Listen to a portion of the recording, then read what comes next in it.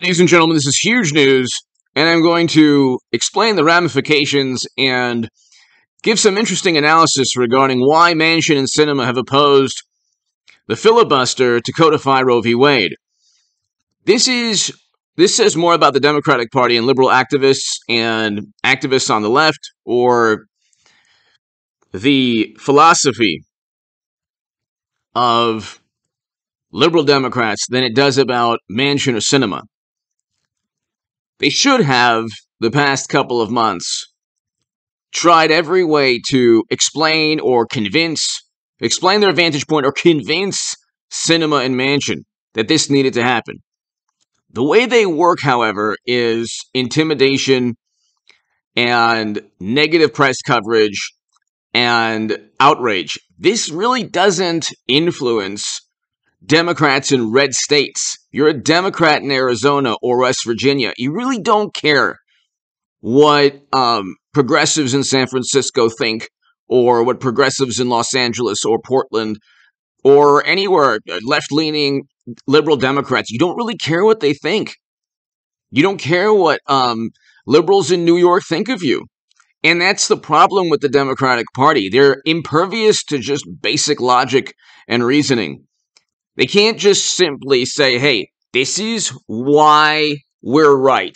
Through reason, logic, debate, discourse, they'll try to debase their opponents, but reason, logic, debate, discourse, discussion. So this is Business Insider. Biden's call for a filibuster carve-out for abortion rights unlikely to gain traction because Manchin and Sinema oppose it. They oppose the filibuster actually right before Republicans obliterate and decimate their political opposition during the midterms. Midterms in 2022 will see House Republicans. The House will be taken over by Republicans, 40 to 60 plus seats probably.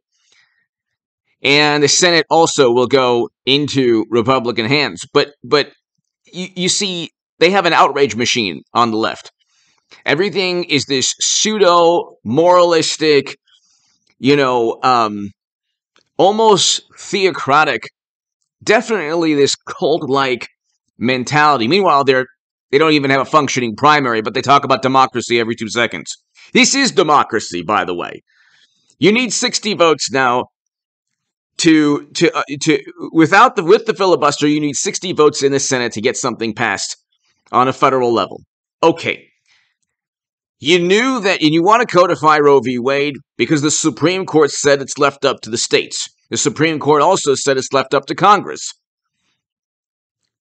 They just tanked Build Back Better because that was absolutely horrendous. Build Back Better was about transforming the U.S. economy from fossil fuels to renewables. Now that's like everyone's laughing at that. Biden's desperately trying to pump as much fossil fuels and oil and gas into the economy because he tanked the entire economy with his initial policies.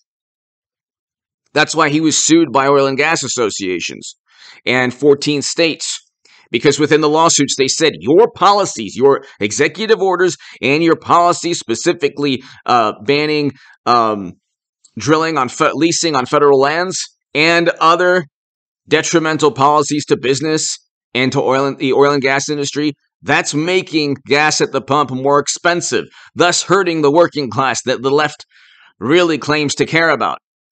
Inflation is at 8 to 9%, and a great part of it is energy cost. But here, Biden said the filibuster shouldn't get in the way of an abortion rights bill, but Manchin and Sinema oppose ending the filibuster, even though they support the codifying of Roe v. Wade. So, again, you can't codify Roe v. Wade without abolishing the filibuster. It's actually an interesting thing. They want to abolish the filibuster months before Democrats lose the Senate. So hit subscribe, by the way, really quickly to this channel. I will try from here on out, ladies and gentlemen. I was going to do a live stream, and I'll do a live stream tomorrow. Probably a little earlier, maybe 6 or 7 p.m. or maybe 5 p.m. Pacific. But I was going to try, I'm going to try, ladies and gentlemen, a 6 a.m. and like a 10 a.m. 6 a.m. and 10 a.m. uploads in the morning, every morning on this channel. And then maybe like a 9 a.m. upload on the stock market crash channel every day. And I'm going to transform the Bitcoin crash channel into in oil prices, like an oil at 150 per barrel channel, which unfortunately that's going to happen. So stay tuned for that third channel. I'm going to go ahead and revamp that one, but I'll do a segment also tomorrow at so you'll have probably 4 segments in the morning with me every day. Definitely 2 on this channel, definitely 1 on the stock market crash channel. And if you want to support my work, my Patreon is below, and I'll try to do a live stream every day as well. I was going to do one tonight, but I just decided not to, and just decided, hey, I'll start, July 1st with the live streams again.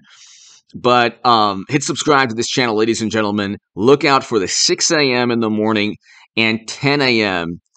uploads every day on this channel, okay?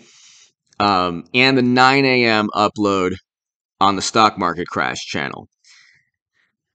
So Democratic Senators Joe Manchin of West Virginia and Kyrsten Sinema of Arizona won't be supporting a carve-out to the filibuster to codify Roe v. Wade. So they're not backing the abolishing the filibuster. Yet another, from Medicare for All, Green New Deal legislation, pack the courts, abolish the filibuster. They usually lie or deceive their own voters. Then they talk about Trump lying. And it's like Trump actually did everything possible to implement the policies he promised to his voters, specifically a great economy and a great foreign policy. So we had record low unemployment, hundreds of thousands of new manufacturing jobs, GDP growth, real wages were up, real wages are down, inflation is through the roof. Inflation was 2% with Trump. Gas prices were $3 or below. People were doing well economically up until the last year of his presidency when Democrats completely tanked the U.S. economy with glee, to save you and to keep you safe and happy. But because the experts told them to do so, and of course any experts that disagreed were excommunicated from public life, and but that's the way it works. Their consensus was definitely not fabricated and coerced. But I mean, you have a situation, ladies and gentlemen, where people didn't like Trump's tweets. This is the way liberal Democrats would react. Many of them, they'd say, oh, well, you know what? You deserve a terrible economy and a horrible foreign policy and all of this. You cheated Bernie Sanders in 2016. You cheated Bernie Sanders. And I pitched an article, and I guess, no, maybe a lot of people don't agree with my viewpoint, but you cheated Bernie Sanders in 2016. You got 3 conservative Supreme Court justices instead of 3 liberals. Bernie Sanders would have won at that moment in time. Okay, and I'm trying to be as objective as possible. I support Trump and DeSantis, but I'm saying he would have won at that moment in time. Okay, now it's not democracy that's at stake. It's the Democratic Party and liberal ideology that's at stake. Democracy is working just fine, generally. It's actually Democrats that tarnish democracy with a hearsay and gossip and these show trials. Liz Cheney, if she had any evidence, would have given it to the DOJ a year and a half ago. You didn't need Cassidy Hutchinson to relay what she heard from somebody else with just basic gossip, hearsay, rumors. You wouldn't allow anyone. You wouldn't allow anyone to tell your boss that you had done something you didn't do, and allow your boss at work to fire you because of hearsay, gossip, rumor, innuendo. You wouldn't allow that. You would probably sue the company. And so you can't go after Trump because somebody said something at some point. And he tried to take the steering wheel, commandeer the vehicle, go after and lunge at a Secret Service agent, and knew people were armed, even though the Secret Service would never allow that, while a president is speaking. I mean, these are and then so Democrats make the leap of logic. Yes, he knew everything. He orchestrated everything because of this hearsay and gossip. Meanwhile, you have emails pointing to Hunter's clear pay-to-play schemes. It's not a problem.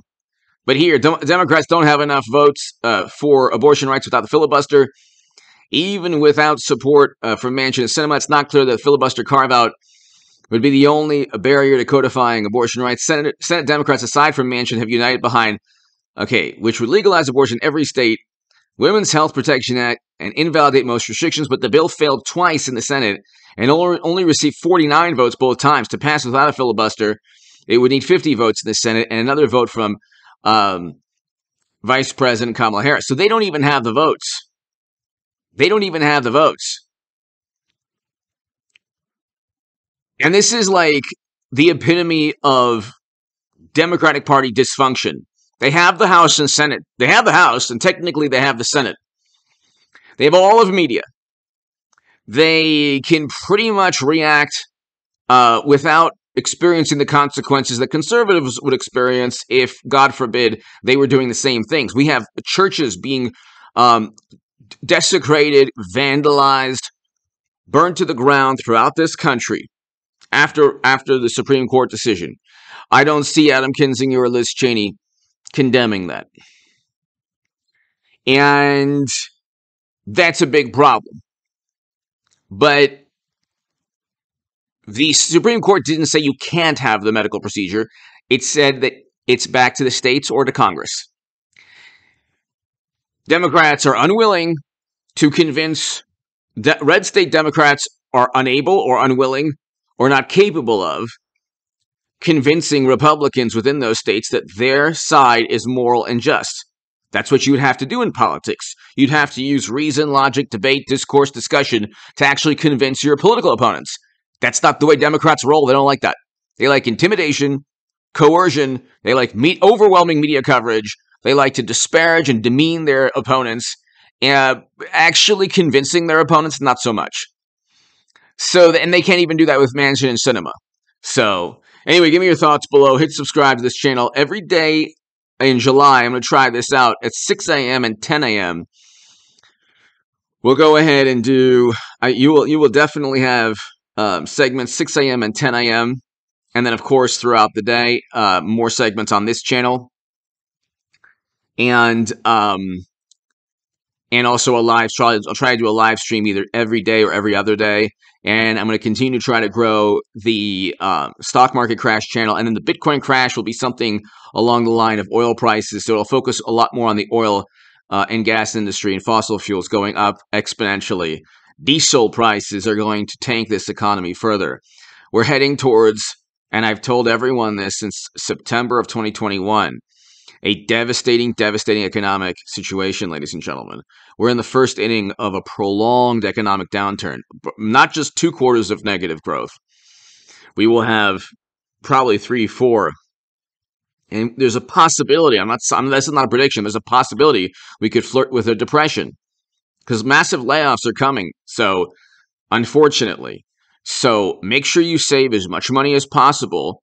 If you need a loan from the bank, I would probably say get that loan if you can get it, because liquidity is going to dry up, and it's going to be an 08 situation. Give me your thoughts below. Hit subscribe to this channel right now. Be here tomorrow at 6 a.m. and 10 a.m. every day on this channel throughout the month of July, and we'll see how that works. I'm trying to find ways to get to 200,000 subs, and I think that if I upload a little bit earlier, it might help the channel. So you let me know. But 6 a.m. and 10 a.m. every day on this channel, ladies and gentlemen, thank you so very much. And expect a stock market crash channel at around 9 a.m. Give me your thoughts. Thanks so very, very much.